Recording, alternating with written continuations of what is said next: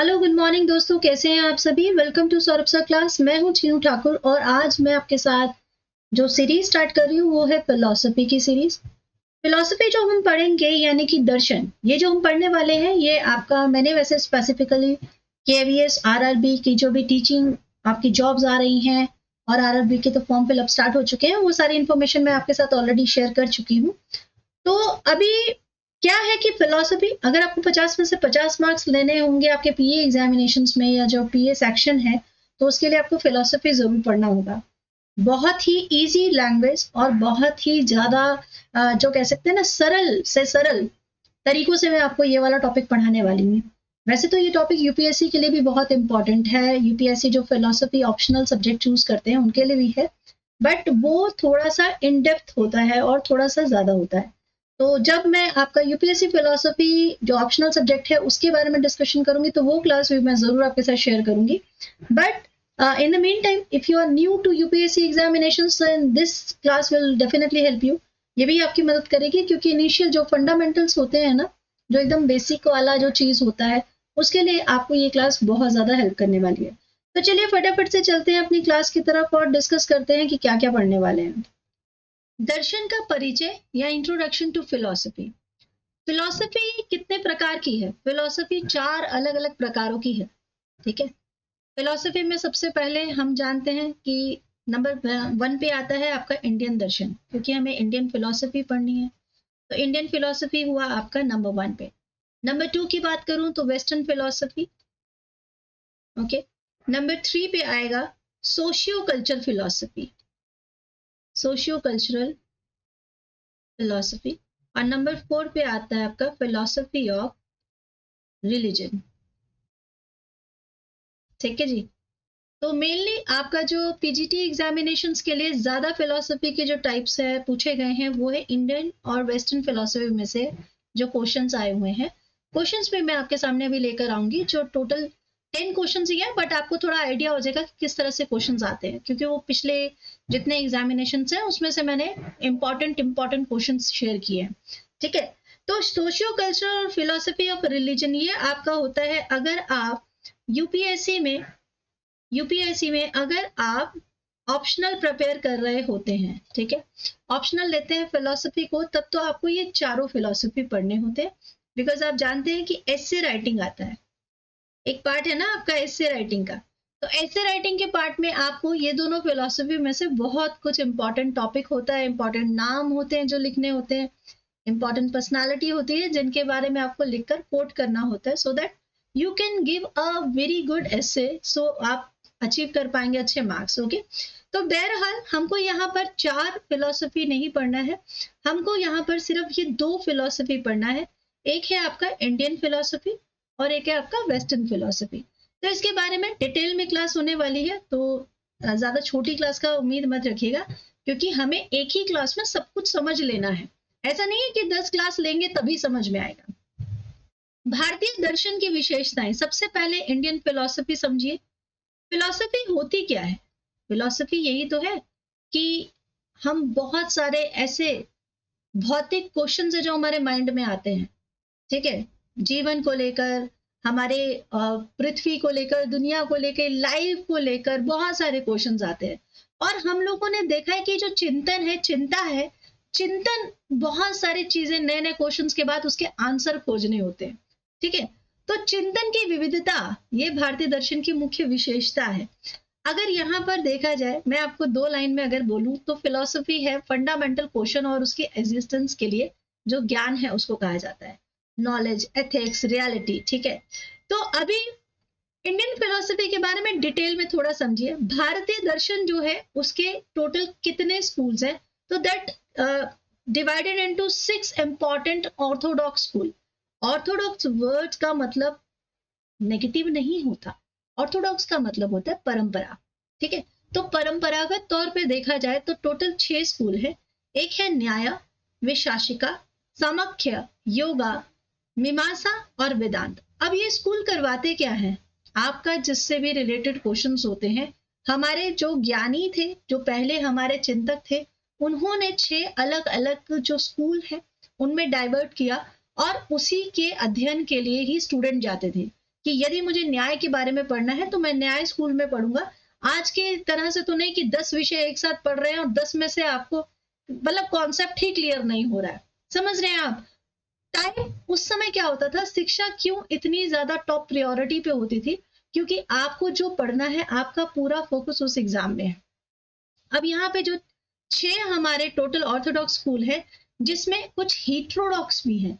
हीट्रोडॉक्स schools वो school हैं जो आपके जो रिलीजियस, जो एकदम समानता वाले सिस्टम में चले, जो ज्यादा ऑर्थोडॉक्स नेचर के नहीं थे, जो परंपरागत तरीके से नहीं आए थे, जो बहुत पहले से नहीं आए थे, बाद में समय के साथ में जिनका जन्म हुआ, जैसे बुद्धिज्म है, जैनिज्म है और चारवाकास है। ठीक है, तो इन सभी से रिलेटेड आपके जो इम्पोर्टेंट बातें हैं, इम्पोर्टेंट नॉलेज है, उनके चिंतकों की फिलॉसफी है, वही ज्ञान हमें पढ़ना होता है। इन्होंने किस चीज में फोकस दिया? ज्यादातर जो चिंतक है हमारे, वो कहते क्या है? वो कहते हैं कि आप लिबरेशन पे ध्यान दीजिए, मुक्ति पर ध्यान दीजिए। ठीक है, द अल्टीमेट गोल हमारा है क्या? What is our ultimate goal? हमारा फाइनल गोल है हमें मोक्ष प्राप्त करना है। हम चाहे न्याय पढ़े, विशासिका पढ़े, सामख्या पढ़े, योगा पढ़े, आप चाहे एकदम रिलीजियस धर्म में किसी भी साधु को लीजिए, बौद्ध को लीजिए, जैन को लीजिए, सभी लास्ट में क्या कहते हैं कि हमें मोक्ष प्राप्त करना है। तो हमारा फोकस कहाँ होना चाहिए? मुक्ति पर। मोक्ष का क्या मतलब है? मोक्ष का मतलब ये नहीं कि हम जंगलों में जा रहे हैं और बस वहीं पर रह रहे हैं। मोक्ष का मतलब होता है जहां हम हर तरह के कर्मकांड से मुक्त हो गए, हर तरह के विचारों से मुक्त हो गए, जहां हमारे दिमाग पर पूर्णता कंट्रोल हो गया। ठीक है, आपका दिमाग वो सोचे जो आप चाह रहे हैं, ना कि आप वो करें जो आपका दिमाग चाहता है। वहां पर मोक्ष आपके रास्ते खोल देता है। इंटरकनेक्शनेस यानी कि परस्पर संबंध।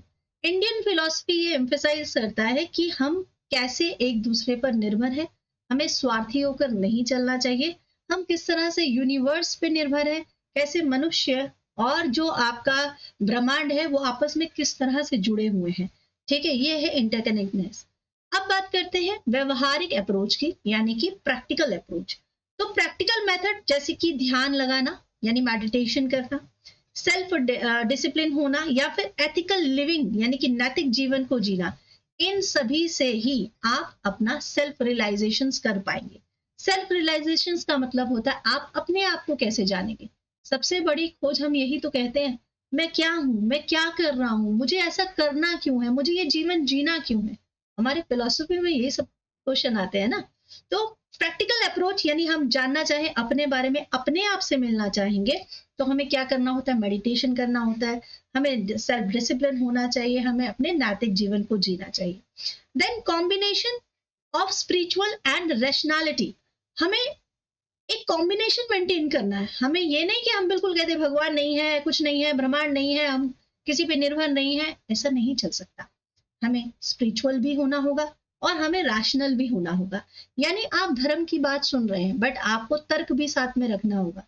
जैसे आपको कहा, अरे भाई बिल्ली ने रास्ता काट दिया, सड़क क्रॉस नहीं करनी। क्यों नहीं करनी? रीजन क्या है, तर्क क्या है, उस तर्क को ढूंढिए। ठीक है, बड़े लोग क्या कहते हैं कि अरे ये तो बहस कर रहा है, हमसे बहस कर रहा है। बहस नहीं कर रहा है, वो आपसे पूछ रहा है। यदि आपके पास उत्तर नहीं है तो फिर आपको भी उत्तर तलाशने का सही समय आ गया है। आप जो भी धर्म से रिलेटेड बात कर रहे हैं, आपको उसका प्रॉपर ज्ञान है कि नहीं है। ठीक है, तो हमें एक परफेक्ट कॉम्बिनेशन बनाना होगा जहां स्पिरिचुअलिटी और रैशनैलिटी दोनों को साथ लेकर चलेंगे। तो हमारे इंडियन फिलॉसफी में, पूरी फिलॉसफी आपको पढ़ाने लग गई हूँ, लेकिन जब तक आप फिलॉसफी में अंदर जाएंगे नहीं तब तक आपसे जान नहीं पाएगा। ठीक है, तो हमारे जो क्वेश्चंस आते हैं मोस्टली वो आपके ऑर्थोडॉक्स स्कूल्स में आएंगे या फिर आपके हेटेरोडॉक्स स्कूल्स पर आएंगे। ठीक है, अब वापस आते हैं थोड़ा सा वेस्टर्न फिलॉसफी की तरफ।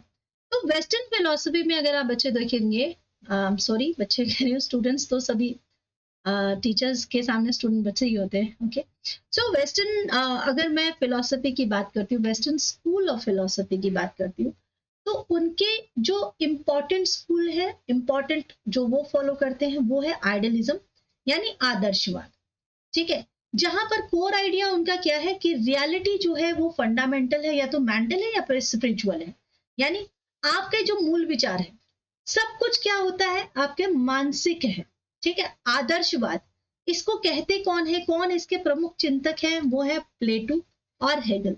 इसके बारे में भी आपको अच्छी तरह जानना होगा। इसका मूल भाव अगर मैं शाब्दिक कहूं तो जो भी आप अपने आइडियाज हैं आपके, वो ही आपके लिए रियलिटी है। आप अगर सोच रहे हैं कि भाई ये जो मोबाइल है, ये एंड्रॉयड मोबाइल है, मुझे तो यही पसंद है, इसके फीचर्स ही मेरे को बेस्ट लगते हैं, तो आपके लिए वही चीज बेटर है। बट अगर मैं किसी ऐसे इंसान की बात करूं जो एंड्रॉयड वगैरह यूज नहीं कर रहा, वो कह रहा नहीं एप्पल ही बेस्ट है, मेरा तो यही बेस्ट, सब कुछ यही फोन है, ठीक है, तो उसका आइडिया के हिसाब से उसकी बेस्ट जो है वो क्या सोच हो गई है कि उसके लिए वो फोन है। अब देखो ये तो हो गया कुछ ऐसी बातें जो भौतिक बातें, मैं आपको यहाँ पर सोच विचार की बात बता रही हूँ, आपके आइडियलिज्म या आदर्शवाद की बात बता रही हूँ। जैसे हमारे इंडियन सोसाइटी में हम अपने पेरेंट्स को बहुत ज्यादा मानते हैं, अपने पेरेंट्स के लिए बहुत ज्यादा इमोशनल होते हैं। बट वहीं अगर मैं आपको वेस्टर्न कल्चर की बात करूँ तो वहां पे पेरेंट्स की एक सोशल रिस्पॉन्सिबिलिटी है कि हाँ भाई उनको अपने बच्चों को पालना है, बड़ा करना है, that's the duty of the parents only, ठीक है। बट वहीं हमारे आइडिया के हिसाब से हमारे जो पेरेंट्स है वो हमारे लिए आदर्श है, हमारे पेरेंट्स हमारे लिए गॉड है, ठीक है, तो गॉड फिगर हो गए। तो ये है आदर्शवाद, जहां आपका आइडिया, आपकी सोच एक चीज को निहित करती है, बनाती है, ठीक है। इसके सोच के जो मेजर थिंकर हैं वो हैं आपके प्लेटो और हेगल। हेगल जो कि मैक्सिमम जहां पर ऐसे आपको मिलते हैं, तो आपको हेगल के बहुत सारे स्टेटमेंट्स वहां देखने को मिलते होंगे। अब बात करते हैं एम्पिरिसिज्म की। एम्पिरिसिज्म यानी आपका अनुभववाद। नॉलेज कहाँ से आती है? जब आप कोई सेंसरी एक्सपीरियंस करते हैं, जब आप प्रैक्टिकली कुछ करके देखते हैं और आपको अनुभव होता है, और उसके बाद जो ज्ञान प्राप्त होगा वो आपकी परमानेंट नॉलेज है। और इसके मेजर थिंकर कौन थे? John Locke and David Hume. आपको इन सबके नाम याद रखने हैं क्योंकि आपके पास ये सारे क्वेश्चंस जरूर आते हैं। इसके बाद बात होगी एग्जिस्टेंशलिज्म, अस्तित्ववाद, यानी जहां पर फोकस किया जाएगा इंडिविजुअल फ्रीडम और मीनिंग ऑफ पर्पसफुल वर्ल्ड, जिसका मतलब है कि जीवन जो है उसका, सबका जो स्वतंत्रता है एक इंडिविजुअल पर्सन की, उस पर ध्यान दिया गया है। यानी फोकस किया गया है कि ईश्वर ने जो हमें जीवन दिया है उसकी महत्वता क्या है, हमारा फ्रीडम जो है हमारे लिए कितना इंपॉर्टेंट है, और उसी पर जोर दिया गया है। यानी ये जो संसार है ये एक पर्पसलेस संसार है। आप इसके लिए मतलब दूसरों का सोचना, दूसरों के उस पर देखना छोड़कर जीवन की महत्वता को समझिए। आपके जीवन आपके लिए कितने इंपॉर्टेंट हैं, या किसी का भी जीवन, उसका महत्वता क्या है, ठीक है। जब लाइफ की बात हो रही है, जब इंडिविजुअल फ्रीडम की बात हो रही है, तो जो मेजर थिंकर बन जाते हैं वो क्रिकगार्ड, सोरेन क्रिकगार्ड और जीन पॉल सार्ट्रे होते हैं। अब ये जितने भी टॉपिक मैं आपको पढ़ा रही हूँ ना, इसे और भी ज्यादा एक्सटेंड करके मैं जरूर पढ़ाती यदि आपके रेलवेज में या किसी और एग्जामिनेशंस में आपका सब्जेक्टिव कुछ लिखना होता है या एक लॉन्ग आंसर्स लिखने होते। बट चूंकि मुझे पता है कि किस टाइप के क्वेश्चंस आते हैं और किस टाइप का आपको जो है नॉलेज होना चाहिए, तो उसी के हिसाब से मैं आपको अभी ये सारी चीजें शेयर कर रही हूँ। बट जब यहाँ पे हम यूपीएससी के लिए प्रिपेयर करेंगे, जब हम ऑप्शनल के लिए प्रिपेयर करेंगे, तब मैं आपके साथ जाऊंगी इसके एकदम गहन अध्ययन में, ठीक है। इंडियन स्कूल ऑफ फिलोसफी में जो 6 इंपॉर्टेंट स्कूल की मैंने बात की थी, अब हम उनके बारे में समझ लेते हैं। तो सबसे पहला स्कूल है न्याय, ठीक है। भारतीय दर्शन में सबसे प्रमुख हो गया न्याय। न्याय जहां पर लॉजिकल रीजनिंग दी गई है और डिबेट है जहां पर कि सच को जाना कैसे जा सकता है, ठीक है। तर्क, विचार और प्रमाण के माध्यम से आप सत्य को जान सकते हैं। यानी यदि आपकी जो सोच है वो लॉजिकल है, यदि आपके पास कोई प्रमाण आप ले सकते हैं, तो उससे आप सत्य की प्राप्ति कर सकते हैं। तो मेजर टेक्स्ट हो गया सूत्र। अब आप मुझे बताइए कि सूत्र, ये जो न्याय दिया है, ये स्कूल के जो मेकर हैं वो कौन है? न्याय स्कूल के जो सबसे पुराने प्रवचन दाता है, या जिनको कहिए कि जो पायनियर है, जिन्होंने लिखा है न्याय के बारे में, वो हैं आपके गौतम, ठीक है। गौतम, जिनके द्वारा न्याय स्कूल दिया गया। बट इनके अलावा भी 2 और इंपॉर्टेंट पर्सनालिटी हैं जिनके बारे में आपको पता होना चाहिए। एक है वात्स्यायन, ठीक है, वात्स्यायन, और एक है आपके उदयन आचार्य, उदयन आचार्य, ये नाम मैंने इसलिए दिया क्योंकि लास्ट टाइम मैंने कहीं पर एक क्वेश्चन देखा था जहां पर वात्स्यायन के बारे में मेंशन था। तो यार मैं मतलब मुझे तो सभी कुछ आपको बताना है ना कि क्वेश्चन तो कहीं से भी आ सकता है। और वैसे भी आरआरबी जो रेलवेज है हमारे वो थोड़े से फेमस हो रहे हैं कि एक्स्ट्रा क्वेश्चंस भी पुट अप करते हैं। तो गौतम आपके जो है वो न्याय स्कूल के सबसे पहले फाउंडर हो गए।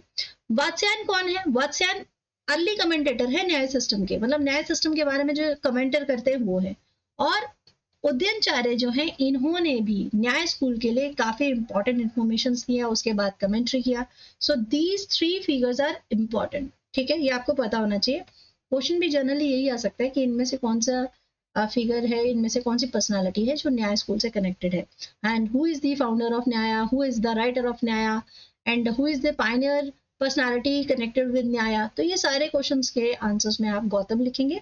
बट अगर ये पूछा जाएगा कि इनमें से कौन सी पर्सनालिटी है जिसने न्याय स्कूल पर कमेंट्री दी है और वहां गौतम ना हो, तो वात्स्यायन जरूर होंगे, ठीक है, इसलिए मैंने यहाँ पर आपके साथ मेंशन किया। अब बढ़ते हैं वेदांता की तरफ। वेदांता की इंपॉर्टेंट इंफॉर्मेशन देख लेते हैं। वेदांता स्कूल जो है वो फोकस करता है अल्टीमेट यूनिटी ऑफ आत्मा एंड ब्राह्मण। मतलब जहां पर ये कहा जाता है कि आत्मा जो है वो और ब्रह्मा एक ही है, दोनों का जो मिलना है वो यूनिटी जो है वो वेदांता में मेंशन की गई है। उससे रिलेटेड सारे जो ज्ञान है वो आपको वेदांता में लिखा गया है। मेजर टेक्स्ट अगर कहा जाए इसमें, जैसे न्याय का मेजर टेक्स्ट न्याय सूत्र था, याद रखेगा, वैसे ही वेदांता का जो मेजर टेक्स्ट है वो उपनिषद है और ब्राह्मणा सूत्र है। अब इनके बारे में जान लेते हैं कि इनके जो पाइनर है, इनके जो राइटर्स हैं वो कौन है वेदांता के पीछे जो इंपॉर्टेंट पर्सनालिटी है। तो जो अल्टीमेट जो गोल है आपका वो यही है कि भाई आत्मा और ब्रह्मा का मेल मिलाप होता है। वेदांता के जो फादर हैं, मतलब फादर जो फाउंडर हैं, ठीक है, वो है आपके आदि शंकराचार्य जी। आदि शंकराचार्य जी हैं, ठीक है।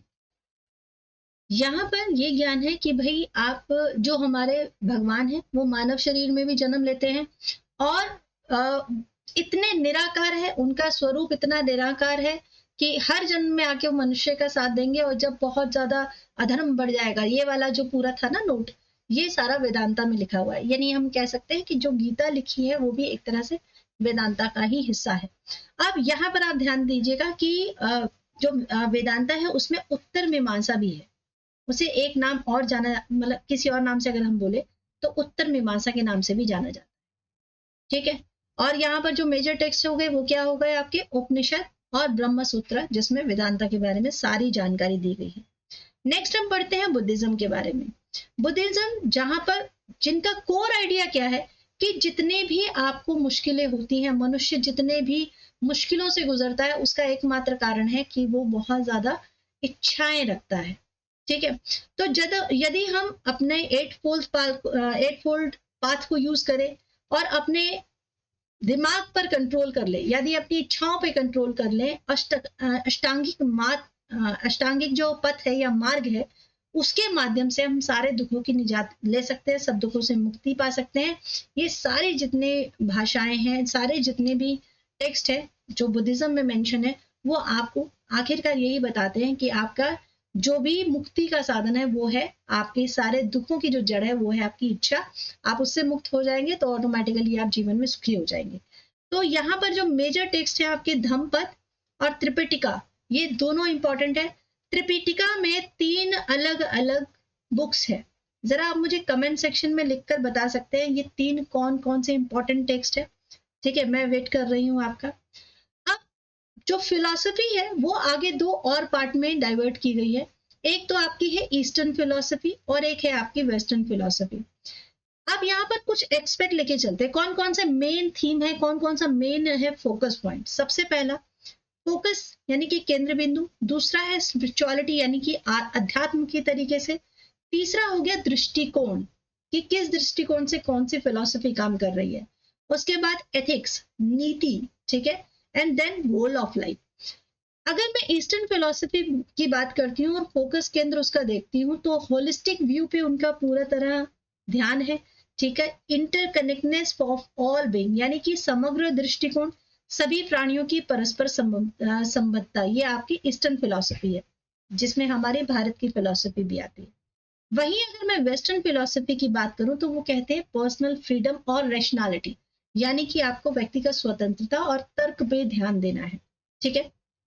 देन स्पिरिचुअलिटी की बात करती हूँ या अध्यात्म तरीके से अगर मैं सोचूं इस बारे में, तो हमारा जो पूर्वी दर्शन है वो एम्फेसाइज करता है आध्यात्मिकता पर और आंतरिक शांति पर, यानी inner peace is very important. वही वेस्टर्न फिलोसफी जो है वो मेटेरियलिज्म पे फोकस कर रहा है, यानी भौतिकवाद पर, और बाहर में जो भी उपलब्धियां हैं उस पर ध्यान दे, यानी एक्सटर्नल अचीवमेंट आपने क्या क्या प्राप्त की है, ये पश्चिमी दर्शन का कहना है। अप्रोच में अगर देखा जाए तो इंट्यूटिव एंड सब्जेक्टिव, यानी सहज और व्यक्तिपरक। ठीक है। हर एक मनुष्य के ऊपर अलग अलग दृष्टिकोण भी कई बार काम करते हैं। ओके। वहीं अगर वेस्टर्न फिलॉसफी देखें तो वो कहते हैं कि एनालिटिक है और ऑब्जेक्टिव भी है, यानी विश्लेषणात्मक है और वस्तुनिष्ठ भी है, ऑब्जेक्टिव एकदम पर्टिकुलर यस और नो वाली बात है। ठीक है। एथिक्स की बात करते हैं तो कम्युनिटी और हार्मनी को इन्होंने बहुत ज्यादा प्रायोरिटी दी है, सामुदायिकता और सामंजस्य को प्राथमिकता दी है। But western philosophy individual rights पर ज्यादा फोकस करती है और जस्टिस को एक केंद्र मानती है। इसीलिए देखा जाए तो वेस्टर्न जो फिलॉसफी है वो मोस्टली क्या करती है, इंडिविजुअल, हमें अपने पे ध्यान देना है, अपनी स्वतंत्रता को लेकर चलना है, हमें अपना सारा जो सच है खुद ही खोजना है, तर्क लेना है, चाहे जो भी लेना है। बट वहीं अगर ईस्टर्न फिलॉसफी है तो यहाँ समग्र चिंता होती है। ठीक है। मिलकर चिंता करने की बात है, साथ बढ़ने की बात है, कम्युनिटी की बात है। ओके। गोल ऑफ लाइफ अगर देखा जाए तो दोनों ही जो फिलॉसफी है, एक का गोल है लिबरेशन यानी मोक्ष की प्राप्ति करना, और सेल्फ रियलाइजेशन यानी आत्म साक्षात्कार, खुद के बारे में सब कुछ जानना, खुद को खुद से मिलाना। ठीक है। तो हम ये जो बाहरी आडंबर होते हैं इससे भी बच जाते हैं जब हम खुद को जानते हैं, परिचित हो जाते हैं अपने आप से। फिर परस्यूट ऑफ नॉलेज, ज्यादा से ज्यादा ज्ञान प्राप्त करना है आपको, सक्सेस आपको ज्यादा लेनी है और खुशी आपको प्राप्त करनी है। पश्चिमी दर्शन ये करके चल रहा है कि आप जितने खुश हैं आप उतने ही बढ़िया हैं। ठीक है। चलिए अब बढ़ते हैं कुछ क्वेश्चंस की तरफ। यदि आपको ये वाला जो वीडियो है इसमें ये सारी चीजें समझ में आ गई तो आप ये क्वेश्चंस के रिप्लाई भी आराम से कर सकते हैं। For example, question number 1, which of the following is the oldest school of Indian philosophy? सबसे पुराना स्कूल, सामख्य, वेदांता, न्याय और मीमांसा। ठीक है। आप बताइए इसका सही आंसर क्या होगा। इस क्वेश्चन का आंसर क्या होगा? सबसे पुराना जो स्कूल है वो है आपका सांख्य, या जिसे सांख्य कहते हैं। ठीक है। सांख्य, जिसके फिलोसोफर आपके कपिल मुनि है। ठीक है। ये एक्स्ट्रा डिटेल है, आप लिखते जाइएगा, कपिल मुनि है। और ये साइंटिफिक इंक्वायरी की तरफ ज्यादा जो है वेट देते हैं, और इनका स्कूल का जो थीम है मोस्टली ये कौन सी फिलोसफी यूज कर रहे हैं, द्वैतवाद की फिलोसफी को यूज कर रहे हैं, यानी डुअलिज्म पे जो है ज्यादा फोकस कर रहे हैं। ठीक है। यहाँ पे अगर कहा जाए इनका मोस्ट जो फंडामेंटल परसेप्शन है, जो कॉन्सेप्ट है, वो प्रत्यक्ष, अनुमान और शब्द, ये तीनों को सामख्या जो है अपना पार्ट मानता है। प्रत्यक्ष, ठीक है, प्रत्यक्ष, अनुमान, अनुमान और उसके बाद शब्द। ओके। चलिए नेक्स्ट क्वेश्चन की तरफ बढ़ते हैं। नेक्स्ट क्वेश्चन कहता है, who is considered the founder of the Jain philosophy? Mahavir, Rishabhdev, Parshvanath, Gautam Buddha. तो बहुत सारे बच्चे गलती से महावीर को ना टिक करें। सबसे पहले जो आपके जैन धर्म के संस्थापक है या पहले स्पिरिचुअल जो लीडर कहे जाते हैं, इसका राइट आंसर हो जाएगा आपका ऋषभदेव। ठीक है। ऋषभदेव, इनके बारे में भी डिटेल में आपको जानना है। ऋषभदेव। ठीक है। चलिए, महावीर आप जानते हैं 24th तीर्थंकर है या 23rd तीर्थंकर है? चलिए मुझे बताइए, ये भी आपका कमेंट सेक्शन में मुझे लिखकर बताइए, महावीर कौन से नंबर पर आते हैं, कौन से नंबर के तीर्थंकर है? 23rd तीर्थंकर है या 24th तीर्थंकर है? चलिए मैं आपको हिंट दे देती हूँ। Which Indian philosophical school propounds the concept of Advaita? इनमें से कौन सा भारतीय दार्शनिक विद्यालय है जो अद्वैतवाद की अवधारणा प्रस्तुत करता है? न्याय, सांख्य, वेदांता या विशाशिका? तो what is the right answer? न्याय, सामख्य, वेदांता, सांख्य, वेदांता या विशाशिका? तो इनमें से वह कौन सा इंडियन फिलोसफिकल स्कूल है? तो वो है आपका न्याय, सॉरी वेदांता। वेदांता में हमने पहले भी, इससे पहले डिस्कस कर लिया है हम लोगों ने कि आदि शंकराचार्य जी के द्वारा चलाया गया था, ठीक है, इसके फिलॉसफी आदि शंकराचार्य। और उनका कहना है कि जो अद्वैतवाद है वो उस पर बिलीव करते हैं कि भाई ब्राह्मण जो है वो एक उनका अपना थ्योरी है। इस थ्योरी के हिसाब से उनका क्या मानना है कि जो ईश्वर है वो सर्वोच्च है, ठीक है। वो मानते हैं कि ईश्वर या फिर कोई भी जीव जंतु है या जो भी नेचर है वो सब एक है, ठीक है। तो अद्वैत मत को अगर देखा जाए अध्यात्म और धार्मिक, तो दोनों ही दृष्टिकोण से आदि शंकराचार्य ने यूनिक बताया है, ठीक है। नेक्स्ट क्वेश्चन की तरफ आते हैं। नेक्स्ट क्वेश्चन आपका question number 4, the idea of Chaturvarga in Indian philosophy refers to. भारतीय दर्शन में चतुर्वर्ग का क्या तात्पर्य है? Very important question. ये क्वेश्चन यहाँ तक कि नेट में भी पूछा गया है अभी हाल ही में। तो क्या वो 4 आश्रम है, 4 स्टेजेस ऑफ लाइफ है, 4 गोल्स ऑफ ह्यूमन लाइफ है, या 4 पाथ टू साल्वेशन है? तो भारतीय दर्शन में चतुर्वर्ग का क्या तात्पर्य है? इसका राइट आंसर आपका हो जाएगा 4 गोल्स ऑफ ह्यूमन लाइफ। जीवन के 4 एम है, गोल्स ऑफ ह्यूमन लाइफ। क्या क्या है? धर्म, अर्थ, ठीक है, कर्म और मोक्ष, ठीक है जी। चलिए नेक्स्ट जो क्वेश्चन है question number 5, the Charvaka school is also known as. Charvaka school को किस नाम से जाना जाता है? लोकायत, आजीविका, मीमांसा या फिर वेदांत?